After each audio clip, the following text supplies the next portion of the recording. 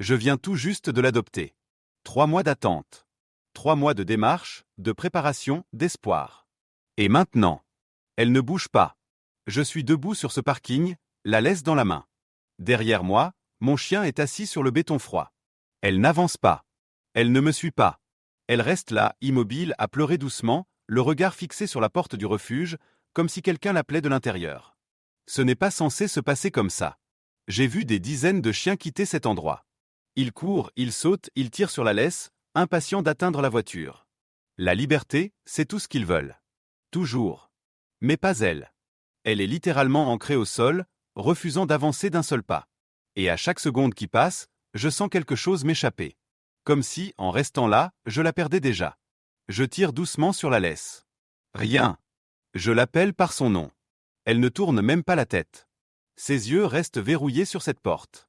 Et ce bruit. Ce n'est pas un aboiement. Ce n'est pas un gémissement non plus. C'est autre chose. Un son profond, presque étouffé, comme si tout son monde était encore là-bas, derrière ces murs. Mes mains commencent à trembler. Cette journée devait être la plus heureuse de ma vie. J'avais tout prévu. Son panier, ses gamelles, une semaine de congé. Tout était prêt. Absolument tout. Et pourtant, elle refuse d'avancer. Elle ne fait pas un pas vers moi, vers la voiture, vers cette nouvelle vie que je lui offre. Et je n'ai aucune idée de la raison. Puis ça me frappe. Elle n'a pas peur. Elle n'est pas perdue. Elle est loyale. Loyale à quelque chose. Ou à quelqu'un. Et cette loyauté est suffisamment forte pour qu'elle renonce à tout le reste. Je regarde la porte du refuge. Puis je la regarde, elle. Et je comprends que je dois faire un choix. Soit je la traîne jusqu'à la voiture, l'arrache à ce qu'elle aime. Soit je retourne à l'intérieur et je découvre ce qui compte plus pour elle que la liberté. Je m'agenouille à côté d'elle. Son corps tremble de la tête aux pattes. Pas de froid. De quelque chose de bien plus profond. Ses yeux marrons passent sans cesse de moi à la porte, comme si elle essayait de me dire quelque chose. Comme si elle me suppliait de comprendre. Allez, Sadie. On rentre à la maison, murmurai-je. Maison. J'ai répété ce mot dans ma tête pendant des semaines. J'ai imaginé ce que ça ferait de la voir enroulée sur le canapé, de me réveiller et de voir son visage en premier. J'ai même fait graver une médaille avec mon adresse. Tout était parfait. Tout était planifié. Mais elle me regarde comme si je lui demandais de trahir quelqu'un. La laisse devient molle dans ma main. Jene Tire Plus. Je suis simplement là, à genoux sur ce béton glacé, essayant de lire dans l'esprit d'un chien. Les chiens ne font pas ça. Ils ne refusent pas la liberté. Ils ne rejettent pas les gens venus les sauver. Et pourtant, elle le fait. Et cette façon qu'elle a de regarder sans cesse cette porte est en train de fissurer quelque chose en moi. 3 mois. 3 mois de formulaire, de contrôle, de visite à domicile. 3 mois à venir ici 2 fois par semaine, simplement pour m'asseoir devant sa cage et lui parler à travers les barreaux. 3 mois à construire une confiance, à faire des promesses, à lui montrer des photos de sa future maison sur mon téléphone. Elle semblait prête. Mais là, debout sur ce parking presque vide, je réalise que j'ai peut-être manqué quelque chose. Quelque chose d'essentiel. L'air de janvier est si froid que je vois ma respiration. Ma voiture est là, à une vingtaine de mètres, portière arrière ouverte, prête. À l'intérieur du refuge, les aboiements sont étouffés, lointains, comme un bruit de fond face à ce qui se joue ici, entre elle et moi. Je la regarde vraiment, pour la première fois. Ce n'est pas de la peur que je vois dans ses yeux. Ce n'est pas de l'obstination. C'est de la douleur. La douleur de devoir choisir entre 2 choses impossibles. Une douleur que je connais trop bien. Il y a 6 mois, j'ai fait un choix qui me hante encore. Mon chien, Buster, est mort pendant que j'étais au travail. UN Golden Retriever de Quinze. Je savais qu'il était malade. Le vétérinaire m'avait dit que ça pouvait arriver à tout moment. Mais j'ai quand même choisi d'aller travailler. J'avais une échéance. Je pensais avoir encore du temps. Je me trompais. Je l'ai trouvé à 18h, allongé sur le sol de la cuisine. Seul. Et depuis, je porte cette culpabilité chaque jour. Celle de ne pas avoir été là. Celle d'avoir choisi mal. Et maintenant, me voilà face à un autre chien, me demandant de choisir encore. Je me relève lentement. Je regarde l'entrée du refuge, les portes vitrées, le panneau au-dessus. Je lâche la laisse. Pas brutalement. Je la laisse simplement tomber. Puis je me dirige vers la porte. Je ne sais pas ce que je vais trouver à l'intérieur. Je ne sais pas si je fais le bon choix. Mais je sais une chose, je ne pars pas. Pas cette fois. Pas sans comprendre ce qu'elle refuse d'abandonner. 3 mois plus tôt, j'étais assis dans mon salon à 2h du matin, le regard perdu dans la lumière bleutée de l'écran de mon ordinateur portable. Je n'arrivais pas à dormir. Je n'y arrivais plus depuis longtemps. La maison était silencieuse d'une manière presque agressive, comme si le silence lui-même me rappelait ce qui manquait. Cela faisait 6 mois que Buster était mort. 6 mois sans le bruit de ses pattes sur le parquet, sans le tintement régulier de son collier quand il se levait, sans ce soupir familier qu'il laissait échapper avant de se coucher près du canapé. J'avais gardé ses habitudes en mémoire, comme on garde des cicatrices invisibles. Parfois, je me surprenais encore à tendre l'oreille, persuadé qu'il allait entrer dans la pièce. Mais il n'y avait rien. Seulement le ronronnement du réfrigérateur dans la cuisine et, au loin, le passage occasionnel d'une voiture. La nuit semblait figée, suspendue. Et moi avec elle. Ma sœur disait que je devais reprendre un chien. Elle insistait. Elle disait que rester seul dans cette maison n'était pas sain. Qu'un autre chien ne remplacerait jamais Buster, mais qu'il pourrait m'aider à respirer à nouveau. À avancer. Chaque fois qu'elle abordait le sujet, une boule se formait dans ma poitrine. Parce que derrière cette idée se cachait une peur plus profonde, celle d'échouer encore. De ne pas être là au bon moment. De revivre la même scène encore et encore. Et pourtant, je savais que je ne pouvais pas continuer ainsi. Travailler depuis chez moi, sortir le strict minimum, éviter les conversations longues. J'en étais arrivé à parler à voix haute, juste pour entendre un son humain. La solitude avait fini par devenir une présence constante. Cette nuit-là, sans vraiment réfléchir, j'ai ouvert mon navigateur et tapé « Refuge animalier près de chez moi ». Le refuge de Riverside est apparu immédiatement. Le site était simple, presque daté. Rien de sophistiqué. J'ai cliqué sur l'onglet des chiens disponibles. Les photos ont mis du temps à charger. Une vingtaine de visages ont rempli l'écran, chacun accompagné d'un nom, d'un âge, de quelques mots descriptifs. Je faisais défiler sans émotion particulière. Ils étaient tous corrects, gentils, probablement aimants. Mais rien ne me touchait vraiment. Puis je l'ai vue. La photo était floue, mal cadrée. Elle était assise dans un box, le grillage visible derrière elle. Mais ses yeux semblaient traverser l'écran. Marron, profond, fatigué. Il y avait là quelque chose de familier. Une tristesse calme. Une attente silencieuse. Sadie. Croisée Pitbull, 4 ans. Douce, affectueuse, nécessite patience et environnement calme. Je suis resté immobile. Le temps semblait s'être arrêté. Je fixais cet écran comme si je craignais que l'image disparaisse si je clignais des yeux. Il ne s'agissait pas d'un coup de cœur immédiat, mais d'un sentiment plus lent, plus lourd. Une reconnaissance. Comme si elle portait en elle quelque chose que je connaissais trop bien. J'ai ouvert son profil. Peu d'informations. 3 mois au refuge. Bonne avec les autres chiens. Préfère les environnements calmes. Attends la bonne personne. J'ai passé le reste de la nuit à lire. Des articles sur les pitbulls, sur leur réputation injuste, sur leur loyauté presque excessive. Des chiens qui s'attachent profondément, qui donnent tout une fois qu'ils font confiance. Des chiens qui ne supportent pas l'abandon. Je regardais la photo de Sadie encore et encore. Autour de moi, la maison semblait figée dans le passé. Le panier de Buster était toujours dans le coin du salon. Ses gamelles, rangées sous l'évier. Son collier, dans un tiroir que je n'ouvrais presque jamais. Chaque objet était une preuve silencieuse de mon incapacité à tourner la page. Mon téléphone a vibré. 2h30. Ma sœur. Elle avait compris avant même que je parle. Tu regardes un chien, n'est-ce pas? Je lui ai avoué. J'ai parlé de Sadie. De ses yeux. De ce que je ressentais. Puis la peur est sortie, brute, incontrôlée. Et si je ne suis pas prêt? Et si je fais encore le mauvais choix?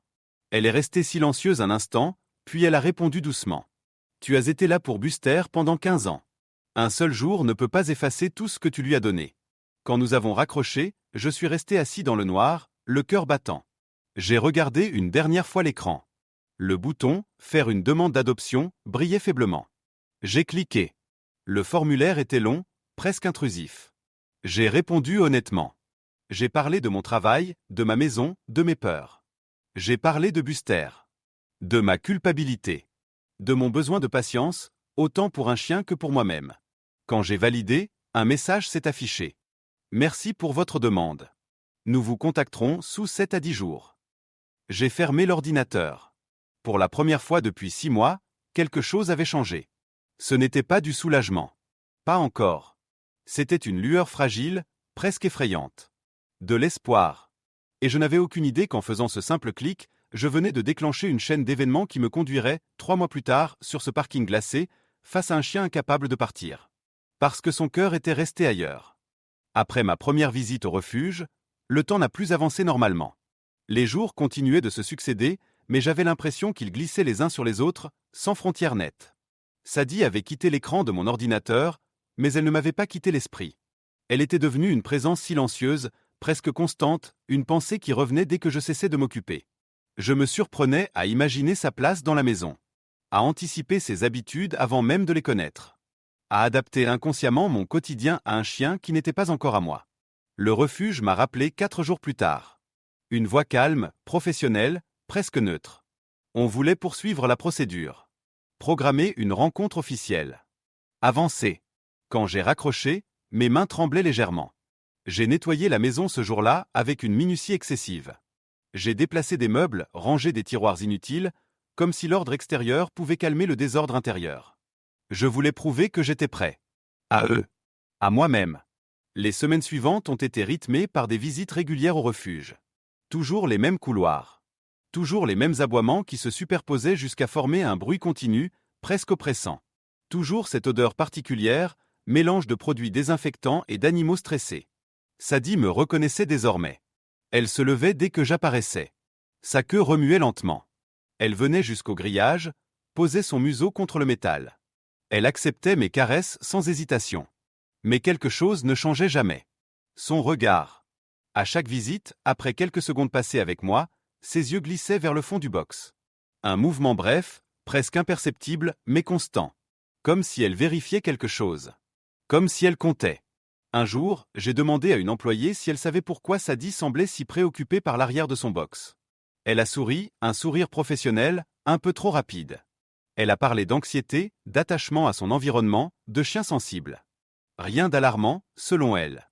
J'ai accepté cette réponse parce qu'elle était plus facile que les autres. Les mois ont passé. 3 mois exactement. 3 mois de contrôle, de visites à domicile, de vérifications administratives. 3 mois à préparer l'arrivée d'un chien unique. Un seul panier. Une seule gamelle. Une seule laisse. Une seule place dans ma vie. Quand l'appel final est arrivé pour m'annoncer que l'adoption était validée, j'ai ressenti un mélange violent de soulagement et de vertige. La date était fixée. Mardi. 14 heures précises. Le matin même, je me suis réveillé avant l'aube. Impossible de dormir. J'ai bu un café que je n'ai pas terminé. J'ai fait les 100 pas dans la maison, vérifié chaque détail une dernière fois, puis je suis parti beaucoup trop tôt, incapable de rester enfermé. Et maintenant, j'étais là. Debout sur ce parking froid, la laisse tomber à mes pieds, face à un chien qui refusait d'avancer. Quand je suis retourné à l'intérieur du refuge, le bruit m'a frappé de plein fouet. Les aboiements semblaient plus forts que dans mon souvenir, plus chaotiques. Comme si le bâtiment lui-même était sous tension. Une employée m'a reconnu. Elle a souri, m'a dit que tout était prêt. Que Sadie m'attendait. Je ne l'étais pas. Nous avons marché jusqu'à son box. Sadie était assise droit devant la porte. Elle s'est levée immédiatement en me voyant, mais sans s'éloigner du fond. Et c'est là que je l'ai remarqué. Une petite silhouette tremblante, blottie contre le mur. Un chien minuscule, beige, presque effacé. Des oreilles trop grandes pour son corps. Des yeux écarquillés, figés dans une peur ancienne. Il ne faisait aucun bruit. Il existait à peine. Sadie s'est positionnée devant lui avec une évidence déconcertante. Un geste instinctif, répété, maîtrisé. Elle formait une barrière silencieuse entre lui et le reste du monde. Personne ne m'en avait parlé. La vérité est tombée lentement, par fragments. Des Phrases Prudence. Des silences lourds. Ce petit chien s'appelait Taco. Il partageait le box de Sadie depuis des mois. Ils avaient été abandonnés ensemble. Ils avaient survécu ensemble. Tenté de les séparer, le refuge avait dû reculer. Taco Paniquate. Sadie devenait incontrôlable. Ils se désintégraient l'un sans l'autre. Je me suis souvenu du son qu'elle faisait sur le parking. Ce son que je n'avais jamais entendu auparavant. Ce n'était pas de la peur. Ce n'était pas de l'obstination. C'était une supplique. Je n'étais pas venu adopter un chien. J'étais venu me retrouver face à un choix que je n'avais pas anticipé. Prendre Sadie et la forcer à abandonner ce qu'elle protégeait. Ou renoncer à tout et repartir les mains vides. En regardant Sadie, debout, immobile, le corps tendu pour protéger ce petit être terrifié, j'ai compris une chose essentielle. Son refus de partir n'était pas un caprice. C'était un acte d'amour. Et je n'avais aucune idée de ce que j'allais faire de cette vérité. Je suis resté longtemps immobile dans ce couloir du refuge, incapable de détourner le regard. Devant moi, il n'y avait pourtant rien d'extraordinaire. Pas de cris. Pas de mouvement brusque. Juste deux chiens dans un box trop étroit pour contenir ce qui les liait. Sadie se tenait droite, le corps légèrement tendu, les muscles prêts à réagir au moindre danger. Taco, lui, était presque invisible. Collé au mur, recroquevillé sur lui-même, comme s'il essayait de disparaître. Il ne tremblait plus de manière violente. C'était pire que ça. Il était figé. Résigné. Personne n'avait besoin de m'expliquer ce que je voyais. Je comprenais déjà. On m'a parlé doucement. Une employée du refuge, peut-être Avery, je ne suis même plus sûr. Elle m'a expliqué que certains chiens développaient des liens qui dépassaient la simple compagnie. Qu'on appelait cela des attachements traumatiques. Des liens nés dans la peur, dans l'abandon, dans la survie. Ils ont traversé des choses ensemble, a-t-elle dit. Les séparer, ce serait leur demander d'oublier ce qui les a maintenus en vie. Je regarde Sadie. À chaque fois que Taco bougeait d'un centimètre, son corps réagissait avant même sa pensée. Elle n'attendait pas qu'on lui demande de protéger. Elle protégeait parce que c'était devenu son rôle. Sa raison d'être. On m'a laissé seul avec eux quelques minutes. Je me suis accroupi lentement, à distance. Je n'ai pas tendu la main. Je n'ai pas parlé tout de suite. Je voulais qu'ils comprennent que je n'étais pas là pour prendre, ni pour imposer. Sadie m'observait attentivement. Taco a levé les yeux vers moi, juste une fraction de seconde, avant de les détourner. Et c'est là que le souvenir de Buster m'a frappé avec une violence inattendue. Je me suis revu quittant la maison ce matin-là. Lui jetant un dernier regard distrait. Me disant que j'aurais le temps plus tard. Toujours plus tard. Quand je suis rentré, il était trop tard. Et ce regard que je n'avais pas vu ce matin-là, je l'ai cherché pendant des mois dans chaque recoin de ma mémoire. La culpabilité était là comme toujours. Mais pour la première fois, elle n'était pas paralysante. Elle me regardait droit dans les yeux et me demandait « Qu'est-ce que tu vas faire cette fois ?» Je me suis relevé sans dire un mot. Je suis sorti du refuge sans signer quoi que ce soit. Sans promesse. Sans décision. Le parking était presque vide. Le même béton froid. Le même silence lourd. La laisse était toujours là, abandonnée au sol, exactement là où je l'avais laissée. Je suis rentré chez moi et j'ai passé la nuit à ne pas dormir. J'ai fait des calculs absurdes. J'ai ouvert mon compte bancaire 10 fois. J'ai listé les dépenses possibles. 2 chiens. 2 vétérinaires. 2 fois plus de nourriture. Des soins. De la thérapie comportementale. Des accidents. Des nuits blanches. Des limites dépassées. Tout me disait que c'était déraisonnable. Mais chaque fois que je fermais les yeux, je revoyais Sadie devant Taco. Ce corps tendu. Ce refus silencieux. Et je savais que si je renonçais, je passerais le reste de ma vie à me demander ce qu'ils étaient devenus. Au matin, j'ai appelé le refuge. S'ils restent ici, ai-je demandé, qu'est-ce qui va se passer ? Il y a eu un long silence. Puis une réponse honnête. Brutale. Sadie finirait probablement par être adoptée. Taco, presque certainement pas. Et s'ils étaient séparés, personne ne pouvait garantir qu'ils survivraient émotionnellement. J'ai raccroché. Je me suis assis au milieu du salon, entouré de tout ce que j'avais préparé pour un seul chien. Un panier. Une place. Une vie pensée pour une seule présence. Et j'ai compris quelque chose que je refusais d'admettre jusque-là. Être prêt, ce n'est pas avoir tout prévu. Être prêt, c'est accepter de se tromper. Je suis retourné au refuge l'après-midi même. Quand Sadie m'a vu, elle s'est redressée. Elle m'a observé attentivement, comme si elle attendait une réponse depuis la veille. Taco n'a pas bougé. Je me suis agenouillé devant le box. Je ne peux pas te demander de le laisser, ai-je murmuré. Pas après avoir compris ce que tu protèges. Sadie n'a pas avancé. Mais sa posture s'est modifiée. Un imperceptible relâchement. Comme si, pour la première fois, elle envisageait la possibilité que quelqu'un d'autre puisse partager ce fardeau. J'ai signé les papiers. 2 noms. 2 dossiers. 2 histoires liées à jamais. Le jour où ils sont montés dans ma voiture, Sadie est entrée la première, sans hésiter. Taco a figé à l'entrée. Puis il a avancé, lentement, jusqu'à elle. Il s'est blotti contre son flanc comme s'il avait toujours su que c'était ainsi que cela devait se passer. Le trajet s'est fait dans le silence. À la maison, rien n'a été simple. Taco avait peur de tout. Des bruits. Des ombres.